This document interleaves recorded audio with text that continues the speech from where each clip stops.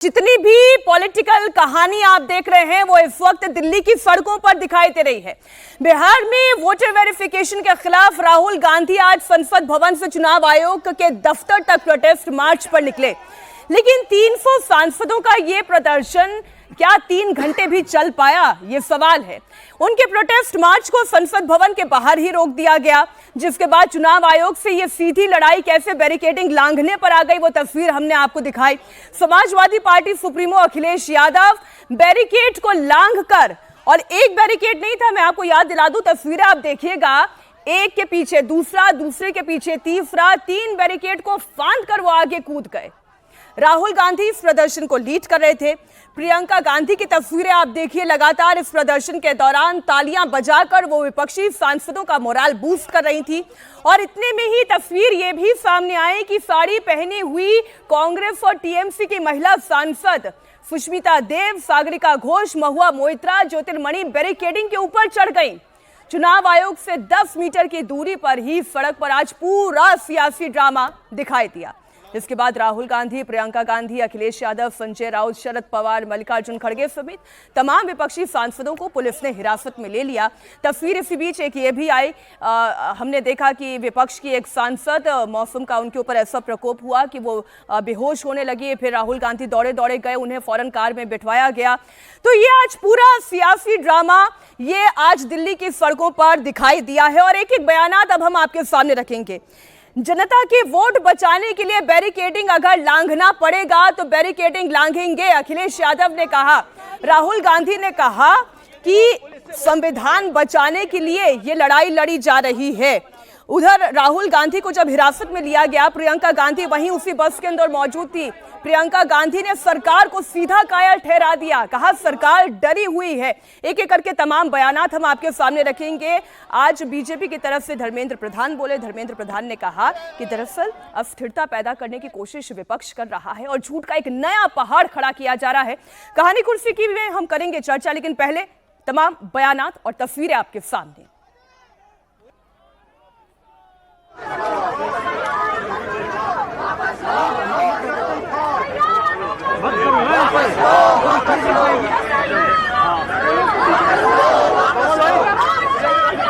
बात नहीं कर सकते हैं, रियलिटी ये है, क्योंकि सच्चाई देश के सामने है। और ये जो लड़ाई है ये राजनीतिक नहीं है, ये कॉन्स्टिट्यूशन की लड़ाई है, कॉन्स्टिट्यूशन को बचाने की लड़ाई है, 1 मैन 1 वोट की लड़ाई है। इसीलिए हमें साफ प्योर वोटर लिस्ट चाहिए। डरे हुए हैं, कायर हैं, कायर हैं, सरकार कायर है। डरे हुए हैं, कायर हैं, कायर हैं, सरकार कायर है। डरे हुए हैं, कायर हैं, कायर हैं, सरकार कायर है। तो बहुत सारे सवाल हैं जो आज इन तस्वीरों के साथ पैदा हो रहे हैं। 4 बेहद विशेष मेहमान हमारे साथ हर रोज की तरह कहानी कुर्सी की में जुड़ गए हैं। हमारे साथ वरिष्ठ पत्रकार हर्षवर्धन त्रिपाठी जी, विजय त्रिवेदी जी, विनोद अग्निहोत्री जी और सुबीर चौगांवकर जी हमारे साथ इस वक्त स्टूडियो में मौजूद है। ये तस्वीरें बार बार हम इसलिए आपको दिखा रहे हैं कि ये तस्वीरें पूरा देश देख ले। 300 सांसदों का पूरा दल बल अपनी ताकत के साथ आज निकला निर्वाचन आयोग तक धावा बोलने, और ये इसलिए था क्योंकि बकौल विपक्ष ये संविधान बचाने की लड़ाई है। लेकिन सवाल यह है कि क्या इस धरना प्रदर्शन और इस मार्च से वाकई में संविधान बच रहा है, या संवैधानिक संस्थाओं की ही इंटीग्रिटी पर, या यूं कहें कि उनके प्रोसेस पर ही ये एक सवाल खड़ा हो रहा है और जनता का अविश्वास पैदा करने की एक कोशिश की जा रही है। हम चर्चा की करेंगे शुरुआत। हर्षवर्धन जी, तस्वीरें आपके सामने हैं, अखिलेश यादव को लांघते हुए हमने दीवारों को पहले भी देखा है, उनकी ये प्रैक्टिस लग रहा है आज इस बैरिकेडिंग को फाड़ने में भी काम आ गई है। नहीं, अखिलेश जी भी चुस्त दुरुस्त हैं, फिट हैं, राहुल जी भी चुस्त दुरुस्त हैं, फिट हैं। ये अच्छा है, और लोकतंत्र में प्रदर्शन तो कोई बुरी चीज़ है नहीं, प्रदर्शन तो अच्छा ही है। लेकिन प्रदर्शन अगर इस तरह से किया जाए कि अपनी ही बात कमज़ोर साबित होने लगे तो वो अच्छा है क्या? विपक्ष को ज़रा सोचना चाहिए। ये उनका अधिकार है, कहीं भी प्रदर्शन कर सकते हैं। सरकार रोकेगी, कुछ नियम कानून का हवाला देगी तो कहीं जाकर उन्हें रोकेगी, फिर ले जाकर थाने पे छोड़ेगी, फिर वो अपनी बात कहेंगे। लेकिन ज़रा गंभीरता से कुछ बातें सोचनी चाहिए। राहुल गांधी ने चुनाव आयोग को वो सब लिखने के बजाय, बताने के बजाय एक प्रेस कॉन्फ्रेंस की और कहा कि हम एटम बम फोड़ने जा रहे हैं। हालांकि उसके बाद कई उसमें दिक्कतें भी आई, कई मुश्किलें भी आई, क्योंकि जो वो कह रहे थे सब सही नहीं निकला। कई बातें सही भी हैं कि चुनाव आयोग को मतदाता सूची दुरुस्त करनी चाहिए, जो SIR हो रहा है वो भी इसीलिए हो रहा है, उसमें भी अभी पूरी तरह से फुल प्रूफ नहीं है। बहुत बड़ा देश है, सब राजनीतिक पार्टियों के लोग उसमें जुड़े रहते हैं प्रोसेस में। लेकिन अब जो सबसे ज़रूरी सवाल देश के सामने था, ये जो प्रदर्शन हो रहा है ये क्यों हो रहा है। चुनाव आयोग ने राहुल जी को एक चिट्ठी लिखी, जयराम रमेश जी को एक चिट्ठी लिखी, विपक्षी पार्टियों को कहा कि आप 30 लोग चुनाव आयोग के पास आ जाइए। अब 30 लोगों की संख्या छोटी नहीं है। कहने को कोई ये कह सकता है कि तालकटोरा स्टेडियम में कांग्रेस पार्टी के सारे समर्थक आए, सब आए और ज्ञानेश कुमार जी अपने दोनों के साथ बैठकर, जो उनके चुनाव आयुक्त उनके साथ बैठकर सवालों के जवाब दे, कह सकते हैं, क्योंकि मूर्खता इस वक्त चरम पर है। सारी राजनीतिक प्रक्रिया, लोकतांत्रिक प्रक्रिया, जी बहुत तीखी टिप्पणी आप नहीं कर रहे। मैं पूरा करता हूं। ये मूर्खता है, मूर्खता है। मैं बता रहा हूं कैसे है। आज आपके पास बड़ा अवसर क्या था, आप जाते, बिल्कुल 300 सांसद हैं आपके पास, जितने हैं उतनी हैसियत भर जाइए। लोकतंत्र ने यहीं तक आपको पहुंचाया। उसके बाद कहते हैं कि ये हमारे 30 प्रतिनिधि हैं, इन पर हमें पूरा विश्वास है। समस्या जानती हैं कहां है? समस्या ये है कि एक दूसरे पर इन नेताओं में भरोसा नहीं, इसीलिए बैरिकेडिंग लांघने की आवश्यकता आती है कि मेरी वाली फोटो थोड़ा दुरुस्त आ जाए, मुझे थोड़ा सा टीवी और अच्छे से दिखाए, मेरी चर्चा 4-5। इतने गंभीर अवसर पर इसकी आवश्यकता है। और मैं फिर कह रहा हूं, चुनाव आयोग को इसका जवाब देना ये उनका उत्तरदायित्व है, इसी के लिए वो संवैधानिक संस्था बनी हुई है। लेकिन क्या 300 लोग बैठकर बात कर सकते हैं? कोई बड़े बड़े देशों के बीच में भी मसले हल होते हैं तो उनके दोनों देशों के बीच में कौन जाता है? उनका फॉरेन सेक्रेटरी होगा, फॉरेन मिनिस्टर होगा, डिफेंस मिनिस्टर होगा। सवाल यहां यह है कि क्या इस तरह से कोई बातचीत हो सकती है? नहीं हो सकती। तो जवाब इसका क्या है? एनार्की हो सकती है।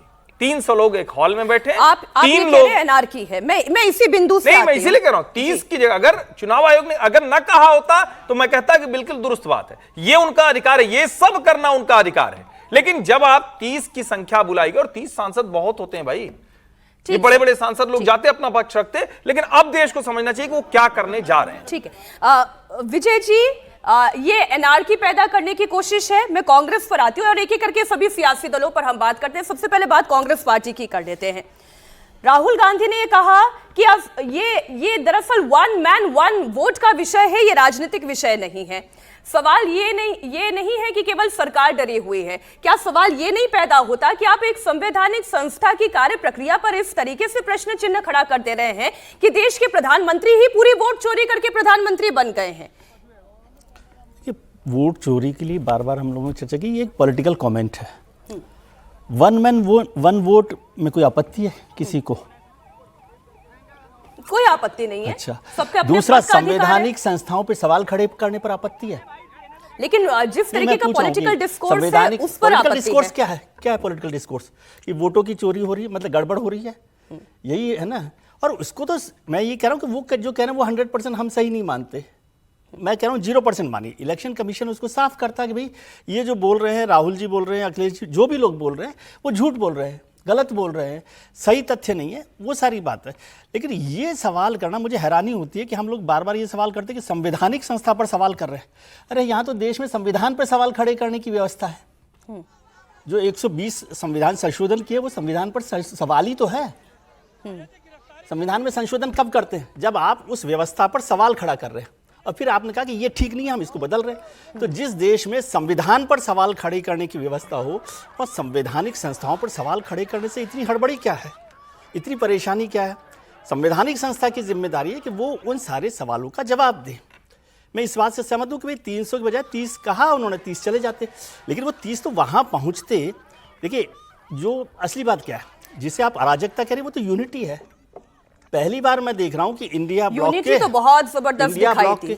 नहीं, आपका तंज है, लेकिन इंडिया ब्लॉक का यूनिटी बहुत जबरदस्त थी। इंडिया ब्लॉक के महिला सांसदों को मैंने कभी साड़ी पहने हुए बैरिकेडिंग पर चढ़ते हुए नहीं देखा, जिसमें टीएमसी की भी सांसद थी। पर्सनल बात करने की बात नहीं है, लेकिन 300 200 जो भी होंगे, इंडिया ब्लॉक बहुत लंबे समय बाद एक साथ यूनाइट होकर यहाँ पर दिखाई दे रहा है।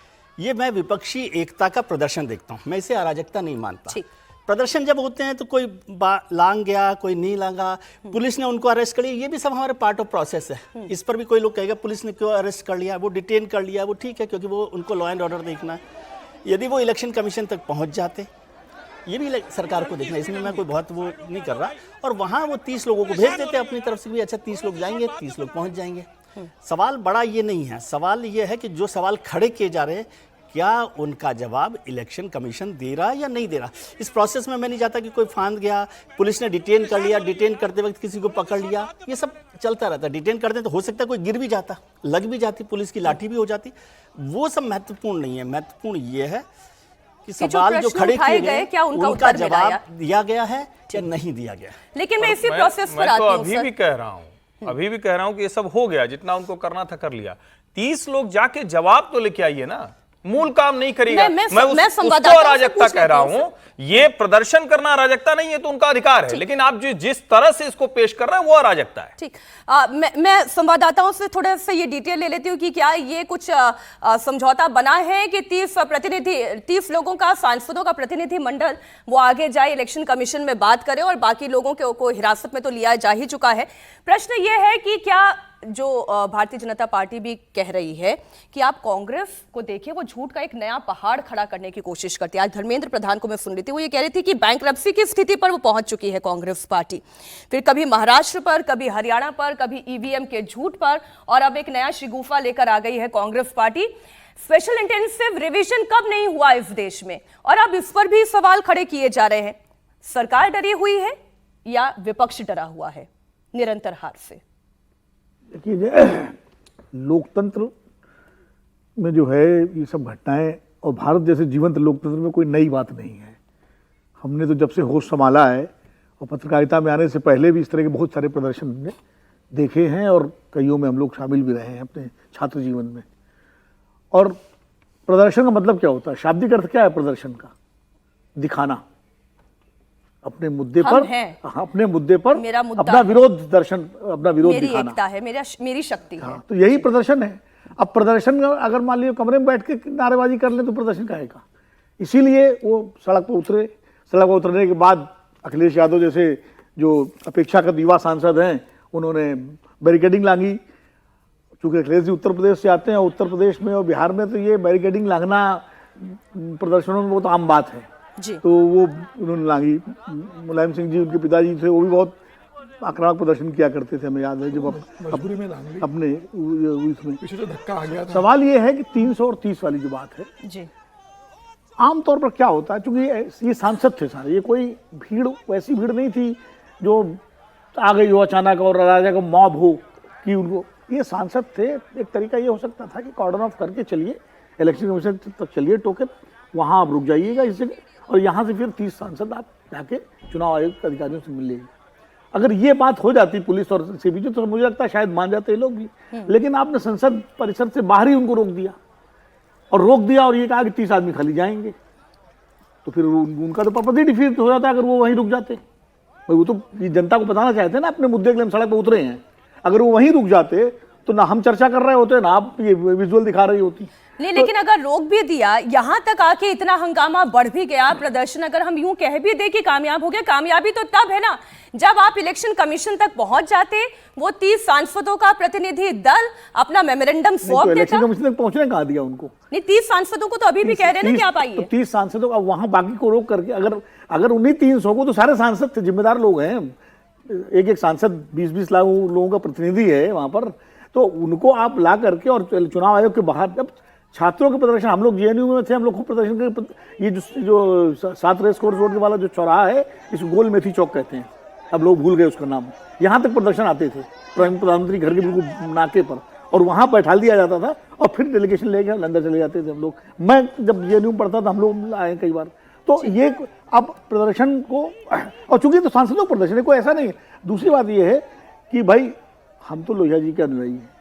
डॉक्टर लोहिया का बड़ा मशहूर कथन है कि अगर सड़कें सूनी होंगी तो संसद आवारा हो जाएगी। तो संसद में जनता के मुद्दों पर बातचीत हो, चर्चा हो, इसलिए सड़कों पर सरकार और व्यवस्था को चिताने के लिए शांतिपूर्ण अहिंसक तरीके से अपनी बात रखने का हक लोकतंत्र में भारतीय संविधान ने दिया हुआ है। बड़ा सीधा सा क्वेश्चन लेकर मैं सुमीर जी आपके पास आ रही हूं कि जो प्रदर्शन विपक्ष ने किया, ये एक सफल प्रदर्शन कहा जाएगा नैरेटिव बिल्डिंग की तौर पे भी अगर देखा जाए तो क्या जो नैरेटिव बिल्ड करना चाहते हैं राहुल गांधी, प्रियंका गांधी, संजय राउत, या हम सभी दलों की बात कर लें, क्या कांग्रेस उस नैरेटिव बिल्डिंग को बखूबी कर पाई है? देखिए, मैं दो चीज़ों का जवाब देता हूँ। आपके प्रश्न का भी जवाब दूंगा। उसके पहले विनोद जी ने जो राम मनोहर लोहिया जी का जिक्र किया है कि संसद सुनी होगी तो सड़कें सुनी होगी, संसद आवार हो जाएगी। तो आज अभी संसद का सत्र चल रहा है ना, जिस दिन संसद का सत्र चल रहा है, अब संसद में जब आपको सार्थक चर्चा करना चाहिए थे, उस दिन आप सड़क पर अराजकता करने के लिए उतर गए। भाई अभी तो संसद का सत्र 21 जुलाई से 21 अगस्त तक था ना। 21 तारीख के बाद आप चुनाव आयोग के पास चले जाते। आज जब संसद में सार्थक चर्चा का समय चल रहा है, आप जनता के मुद्दे संसद के अंदर उड़ाते हैं। संसद को आप चलने नहीं दे रहे हो। सड़क पर आप जब कहते हो कि चुनाव आपसे कहता है कि 30 लोग को आना है, आप कहते नहीं हम 300 लोग लेकर ही जाएंगे।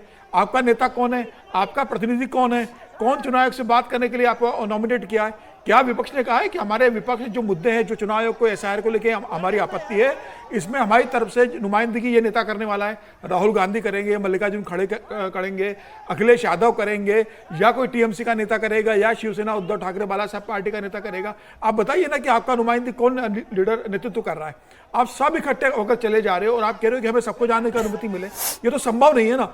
चुनाव आयोग ने आपके तमाम प्रश्नों का जवाब देने के लिए आपको बुलाया कि आप 30 लोग आइए। चुनाव अगर ये कहता कि भाई आप 2 लोग आइए तो समझ में आता कि इतने बड़ा इंडिया गठबंधन है, चुनाव आयोग 2 लोगों को कैसे बुला रहा है? भाई 36 दल आपके इंडिया गठबंधन में है और चुनाव आयोग 30 लोगों को बुला रहा है। जितने दल नहीं, उससे ज्यादा नेताओं को चुनाव आयोग अपनी बैठक में आमंत्रित कर रहा है, 30 लोगों को आमंत्रित कर रहा है। आपके पास स्थिति नहीं है 30 लोगों को ले जाने के लिए। आप हर दल से एक अगर सांसद भी चुन लेते, 26 सहयोगी दलों का, तब भी 26 सांसद आपके पास होते। हालांकि सबके पास सांसद नहीं है, सबके आप प्रतिनिधि भी ले लेते, तो 26 लोग आपके पास थे। जब आपको चर्चा करनी चाहिए चुनाव आयोग के पास, आप सड़क पर हंगामा कर रहे हो कि नहीं हम सब लोग जाएंगे। राहुल गांधी से कह रहे हैं कि आपके पास जो आपत्ति है आप लिख कर दे दो, हम शपथ पत्र दे दीजिए, हम उसकी जांच कराएंगे। आपको शपथ पत्र तो देना नहीं है। चुनाव आयोग आपको मिलने बुलाता है 30 लोगों को, तो आपको 300 लोग लेकर जाना है। लेकिन इस मुद्दे पर भी फिर एक डिफरेंट है ना। मैं समाजवादी पार्टी को लेकर आती हूँ अब चर्चा में। हर्षवर्धन जी, आज अखिलेश यादव जब वो बैरिकेडिंग लांघ करके उतरे हैं, तब उन्होंने भी ये बात बोली। उन्होंने कहा कि 18,000 वोट डिलीट की पूरी एक लिस्ट बनाकर हमने इलेक्शन कमीशन को दिया। इलेक्शन कमीशन ने कहा कि आप एफिडेविट दीजिए, तो हमने एफिडेविट भी दे दिया। लेकिन उसका क्या किया इलेक्शन कमीशन ने, ये आज तक पता नहीं चला। उन्होंने सरकार पर आरोप लगाया कि भाई ये डबल इंजन की सरकार उत्तर प्रदेश से लेकर यहां दिल्ली तक है। अब सरकार ही अगर वोट कटवाने में शामिल हो जाती है तो फिर हमें तो बैरिकेडिंग लांघनी पड़ेगी। कर्नाटक में वोट कौन सी सरकार कटवा रही थी? सिद्धारमैया जी की सरकार, जिसके बाद लोकसभा चुनाव हुए। और 2022 में आप तो शपथ पत्र देकर बता रहे थे कि हर जगह से वोट कट गए। 24 के बाद आए नहीं आप चुनाव आयोग के पास, जब 37 सांसद आपके हो गए। ये एनार्की फैलाना होता है। आप देश के जिम्मेदार नेता लोग हैं। फिर मैं कह रहा हूं, चुनाव आयोग प्रक्रिया को शून्य गड़बड़ी तक ले जाने के लिए उत्तरदायी है। हम सब जानते हैं मतदाता सूची पहले तो बहुत खराब होती थी, अब धीरे धीरे बहुत कुछ ठीक हो गया। बैलेट पेपर के समय में जो चुनाव जीतते थे वो विशुद्ध गुंडागर्दी और झूठ बेईमानी उससे जीतते थे, उसके उदाहरण हैं। ईवीएम पर सवाल खड़ा हुआ, आडवाणी जी ने भी किया था, सब करते हैं, हर प्रक्रिया सुधरती चली जा रही। आज हम जहां खड़े हैं, न ईवीएम पर बता पा रहे हैं, न वीवीपैट पर बता पा रहे हैं, अब वो कह रहे हैं मतदाता सूची में गड़बड़ है। एक जगह की गड़बड़ होती है, दूसरी जगह जैसे ही जीतते हैं तुरंत जश्न मनाते हैं। रेवंत रेड्डी सबसे शानदार मुख्यमंत्री, सिद्धारमैया शानदार मुख्यमंत्री, भगवंत मान शानदार मुख्यमंत्री, हेमंत सोरेन लोकतंत्र की जीत, ममता बनर्जी लोकतंत्र की जीत। लेकिन जैसे ही हारे, सारा लोकतंत्र डेड हो गया। डेड डेमोक्रेसी तो नहीं है, नहीं तो इस तरह से कहीं प्रदर्शन होता है क्या? डेड डेमोक्रेसी में होता है क्या? इंदिरा जी का समय रहा होता तानाशाही वाला तो ये प्रदर्शन हो पाता क्या? टांग के अंदर कर दिए गए होते। सवाल यहां यह है कि क्या सचमुच लोकतांत्रिक तरीके से संवैधानिक व्यवस्था पर भरोसा करते हुए चलना चाहते हैं? और विजय जी ने अभी बहुत बड़ी बात कही, एक लाइन की थी, निकल गई हो आप लोगों के दिमाग से, तो मैं उसको फिर से बोल्ड में इंप्रिंट करा देता हूं। उन्होंने कहा हमारे देश में संविधान पर सवाल खड़ा करने की क्षमता है, यह दिया है हमारे संविधान निर्माताओं ने। और हमारे देश का नेता प्रतिपक्ष राहुल गांधी को कहता है कि संविधान बदलने जा रहे हैं। जरा सोचिए, दोनों का कितनी बड़ी बात विजय जी ने कही। 120 बार संविधान बदला गया, इसका मतलब संविधान पर क्वेश्चन मार्क खड़ा किया गया। पूरी संसद उस पर बहस करती है, अमेंडमेंट आता है, संशोधन आता है, और राहुल गांधी लेके घूमते कहते हैं संविधान बदल दिया जाएगा। अच्छा, संविधान अमेंड करने को क्या कहोगे भैया? जरा कुछ बता दो, हम लोग भी हिंदी अंग्रेजी थोड़ा समझ ले। जिस तरीके से, और मैं फिर कह रहा हूं, आपके साथ जनता का भरोसा जुड़ा होगा ना। राहुल गांधी के सवाल जरा सोचिए, हर पार्टी पर एंटी इनकम्बेंसी आती है, भारतीय जनता पार्टी की सरकार पर एंटी इनकम्बेंसी नहीं आती। कमाल भैया एंटी इनकम्बेंसी नहीं आती तो 99 पे कैसे आ गए थे गुजरात में? उसके बाद आप कुछ कर ही नहीं पाए तो सारे के सारा गड़बड़ हो गया। 2018 में मध्य प्रदेश की जनता ने कांग्रेस को जिता दिया, बहुत कम वोटों से, पूरी की पूरी कांग्रेस पार्टी ही चली गई। तो क्या करे जनता? जनता जाए और कहे कि नहीं नहीं सुनो भाई, हमने तुमको वोट दिया था। अच्छा, उसके बाद क्या हुआ? फिर से उपचुनाव हुआ, जो होना चाहिए, जो मैं बार बार कहता हूं कि कोई भी पार्टी बदले। उपचुनाव हुआ, उपचुनाव में कुछ हारे कुछ जीते, लेकिन सरकार भाजपा की बनी। उसके बाद क्या हुआ? उसके बाद जब फिर मौका आया तो इनको लगा अरे कांग्रेस के लोग तो कुछ करते ही नहीं, ये तो एक दूसरे से लड़ते रहते हैं, कमलनाथ, दिग्विजय, जीतू पटवारी, राहुल सिंह, फलाना सिंह, धमाका सिंह, पूरी तरह से निपटा दिया। जनता अपने हिसाब से तय करे या इसलिए तय करे कि भाई गांधी जी, अरे मतलब राहुल गांधी, महात्मा गांधी ने, गांधी जी सत्ता में नहीं है इसलिए गांधी जी को सत्ता में ले आना है, इसलिए हम करें। सत्ता की लड़ाई कैसे करेंगे? सत्ता की लड़ाई। एक बार अखिलेश यादव और रामगोपाल यादव ने कैसे सरकार पर अटैक किया वो आपको सुना देते हैं, फिर इस चर्चा को और आगे बढ़ाएंगे। वोट रोक रहे हैं और जनता का वोट रोक रहे हैं, तो हम जनता का वोट बचाने के लिए कूद रहे हैं। जनता का वोट बचे इसलिए मैं चुनाव आयोग आया हूं। कम से कम चुनाव आयोग उन पे कार्रवाई करे जिन लोगों ने वोट काटे हैं। मैंने खुद 18,000 जो डिलीटेड वोट थे उनको मैंने दिया है। उनको मैंने 18,000 जो अच्छा खराब है, जो 18,000 डिलीटेड वोट थे उसकी सूची दी। चुनाव आयोग ने एफिडेविट मांगा, हमने एफिडेविट दिया, लेकिन उत्तर प्रदेश की सरकार ने मिलकर के चुनाव आयोग को गुमराह किया। चुनाव आयोग गुमराह हुआ और किसी पे कार्रवाई नहीं हुई। हमारी मांग है कि जिस तरीके से वोट काटे जा रहे हैं, वोट मिटाए जा रहे हैं, गरीब जनता बात को नहीं समझती है, इसलिए कम से कम वोट बने, सबका वोट बने और चुनाव आयोग ये इंतजाम करे कोई डुप्लीकेट वोट न बन पाए। डिलीटेड वोट अगर कोई अधिकारी करे तो उसके खिलाफ कार्रवाई हो। सरकार अगर शामिल हो वोट चोरी में, सरकार अगर शामिल हो वोट कटवाने में। गवर्नमेंट तो है नहीं, कोई लोकतांत्रिक तरीके से होने वाले प्रदर्शन को भी नहीं होने दे रहे। और सर 30 लोगों का क्या परमिशन दी गई है? SIR रद्द करने की मांग है, लगातार हाउस में उठा जा रहा है, फिर करते हैं। ये देखिए, इसमें कुछ बोलने की जरूरत है, पूरा लिखा हुआ है, ऑथेंटिक है, देखिए आप लोग।